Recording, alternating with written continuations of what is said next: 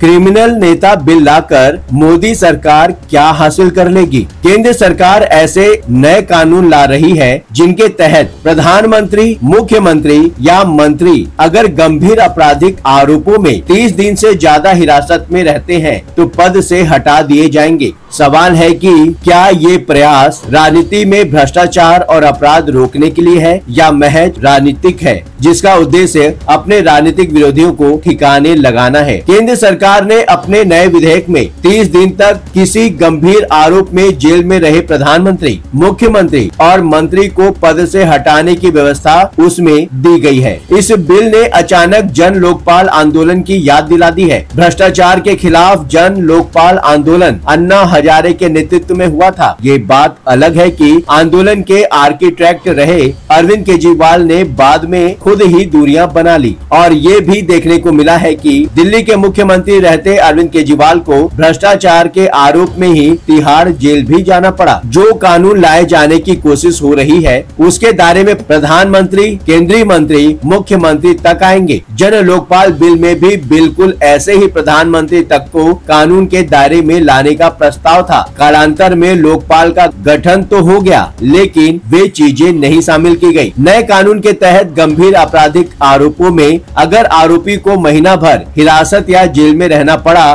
तो पदच्युत होना पड़ेगा। कानून बन जाने पर जेल या हिरासत के 31वें दिन आरोपी अपने आप पद के अयोग्य हो जाएगा। सबसे बड़ा सवाल ये है कि ऐसे कानून को लाने की जरूरत क्यों पड़ रही है? नमस्कार, एक बार फिर आप सभी का स्वागत है 7 टीवी लोकल न्यूज के इस खास प्रोग्राम न्यूज मिनट पर। आपके इलाके की सबसे भरोसेमंद आवाज, अब आपके शहर, आपके मोहल्ले की खबरें सीधे 7 टीवी लोकल न्यूज पर। वीडियो को स्किप मत कीजिएगा क्योंकि इस वीडियो के हर सेकंड में एक नई सच्चाई छुपी हुई है। आप इस वीडियो को कहां से देख रहे हैं कमेंट बॉक्स में बताना ना भूलें। चलिए जानते हैं कि क्या प्रावधान है नए कानून में। रिपोर्ट के मुताबिक केंद्रीय गृह मंत्री अमित शाह तीनों विधेयकों को संसद की संयुक्त समिति को भेजने के लिए लोकसभा में प्रस्ताव भी पेश कर दिए हैं। ये प्रस्तावित विधेयक है केंद्र शासित प्रदेश संशोधन विधेयक 2025, संविधान जो 130वां संशोधन के तहत आता है, विधेयक 2025 और जम्मू कश्मीर पुनर्गठन संशोधन विधेयक 2025। केंद्र शासित प्रदेश संशोधन विधेयक 2025 लाए जाने की खास वजह ये मानी जा रही है कि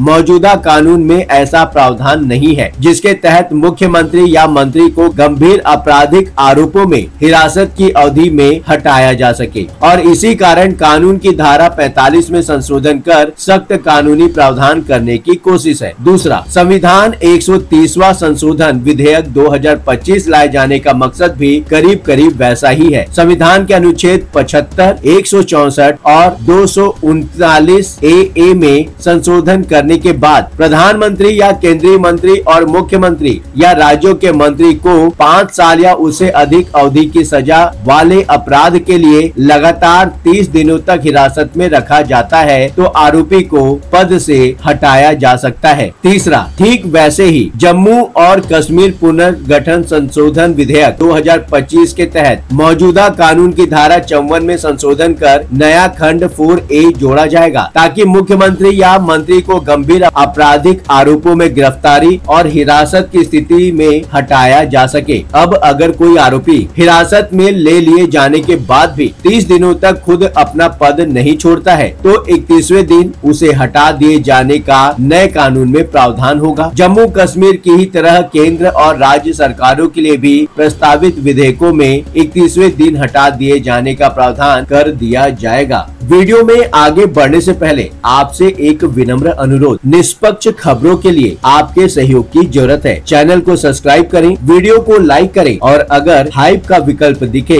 तो हाइप देकर हमें सपोर्ट करें। आपकी एक क्लिक, आपका समर्थन ही हमारी सबसे बड़ी ताकत है। धारा 356 के रहते आखिरकार ऐसी जरूरत क्यों आ गई? वैसे तो केंद्र सरकार के पास धारा 356 के तहत किसी भी राज्य में राष्ट्रपति शासन लगाए जाने का अधिकार भी है। संवैधानिक संकट की स्थिति में राज्यपाल की सिफारिश पर राज्य सरकार को राष्ट्रपति की मंजूरी से बर्खास्त किया जा सकता है, लेकिन 2016 में ऐसे 2 मामले देखे गए जिसमें केंद्र सरकार को बाद में फजीहत झेलनी पड़ी थी, क्योंकि सुप्रीम कोर्ट ने राज्यपाल की रिपोर्ट और बाकी परिस्थितियों को देखने के बाद सरकार को बहाल कर दिया था। ऐसा एक मामला अरुणाचल प्रदेश का था और दूसरा उत्तराखंड का। 2024 के लोकसभा चुनाव से पहले ऐसे 2 केस हुए जिसमें झारखंड और दिल्ली के मुख्यमंत्रियों को प्रवर्तन निदेशालय ने जेल भेज दिया था। झारखंड मुक्ति मोर्चा के नेता हेमंत सोरेन ने तो जेल जाने से पहले राज्यपाल को इस्तीफा सौंप दिया था, लेकिन आम आदमी पार्टी के नेता अरविंद केजरीवाल तो अपने हिसाब से तिहाड़ जेल से ही दिल्ली की सरकार चलाते रहे। अदालतों से तो दोनों ही नेता जमानत पर छूट गए, लेकिन जनता की अदालत से फैसला अलग अलग आया। हेमंत सोरेन जहां झारखंड चुनाव में जीत हासिल कर फिर से मुख्यमंत्री बन गए, लेकिन अरविंद केजरीवाल दिल्ली विधानसभा चुनाव हारकर सत्ता से बाहर हो गए। दिल्ली के लोगों ने अरविंद केजरीवाल की जगह बीजेपी को सत्ता सौंप दी और रेखा गुप्ता दिल्ली की नई मुख्यमंत्री बन गई। प्रस्तावित बिल के कानून बन जाने की सूरत में कोई भी मुख्यमंत्री आगे से अरविंद केजरीवाल की तरह जेल से सरकार नहीं चला पाएगा। दिल्ली शराब नीति केस में सुनवाई के दौरान अरविंद केजरीवाल के मुख्यमंत्री पद न छोड़ने का मामला भी उठाया गया, लेकिन कानूनी प्रावधान न होने से उनके खिलाफ कोई एक्शन नहीं हो सका। दागी नेताओं के खिलाफ फिलहाल कानूनी प्रावधान यही है कि अगर किसी मामले में किसी नेता को कोई अदालत 2 साल या उससे अधिक की सजा सुना देती है तो उसकी लोकसभा या विधानसभा की सदस्यता अपने आप खत्म हो जाएगी। ऐसा कई नेताओं के साथ हो चुका है, जिसमें राहुल गांधी भी शामिल है, लेकिन सुप्रीम कोर्ट के सजा सस्पेंड कर दिए जाने की वजह से वो 2024 का लोकसभा चुनाव लड़ने में सफल रहे। असली मकसद तो कुछ और ही लगता है। ये तो साफ है कि कानूनों में संशोधन का मकसद सिर्फ अपराधी को सजा दिलाना भर नहीं है। निश्चित तौर पर ये प्रस्तावित बिल राजनीतिक मकसद हासिल करने के लिए ही लाए जा रहे हैं और ये सब बीते दशक के राजनीतिक घटनाक्रम के आधार पर ही प्लान किया गया है। पहला, प्रस्तावित कानून में जो कुछ लोचा भी है और वो साफ तौर पर नजर आ रहा है। अगर मुख्यमंत्री जेल या हिरासत के 31वें दिन पद से बेदखल हो जाता है तो भी सरकार बची रहेगी। सत्ताधारी पार्टी का विधायक दल नया नेता चुन लेगा और वो मुख्यमंत्री बन जाएगा। ऐसा होने पर कानून का मकसद पूरा न सही लेकिन कुछ हद तक तो हासिल हो ही जाएगा। दूसरा, सत्ताधारी पार्टी नया मुख्यमंत्री भले ही ला दे, लेकिन नेतृत्व बदलने से झगड़ा बढ़ेगा, पार्टी पर दबाव पड़ेगा ही और पार्टी टूट भी तो सकती है। कुछ हद तक ये मकसद भी हासिल हो सकता है। तीसरी बात, झारखंड में हेमंत सोरेन तो इस्तीफा देकर जेल चले गए थे, लेकिन पार्टी तो टूटी ही। हेमंत सोरेन के लौटने पर चंपाई सोरेन ने तो कुर्सी छोड़ दी, लेकिन पार्टी छोड़ दिए। ज्यादा फायदा तो चंपाई सोरेन को भी नहीं हुआ, लेकिन हेमंत सोरेन का तात्कालिक नुकसान उनके राजनीतिक विरोधियों के लिए फायदेमंद ही रहा। चौथी बात, दिल्ली में अरविंद केजरीवाल तो मुख्यमंत्री रहते ही जेल गए थे, जमानत पर छूटने के बाद ही इस्तीफा दिया था, फिर भी आम आदमी पार्टी के कई नेता साथ